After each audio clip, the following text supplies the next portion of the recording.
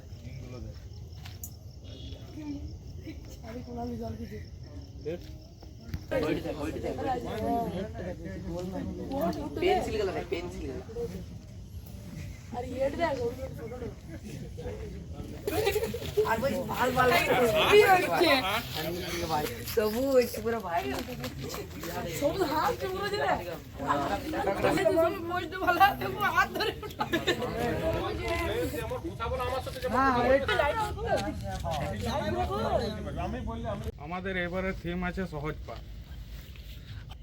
মানসিকতা আসার মূল উদ্দেশ্য হচ্ছে যে মানে এখন বাচ্চাদেরকে ইংলিশ মিডিয়াম স্কুলে সবাই ভর্তি করছে, তার কারণে মানে কেউ এখন বাংলার প্রতি অতটা মানে জানেই না, মানে বাংলা পড়তেও পারে না, বাংলা সংখ্যার সম্বন্ধেও কোনো মানে জ্ঞান নেই।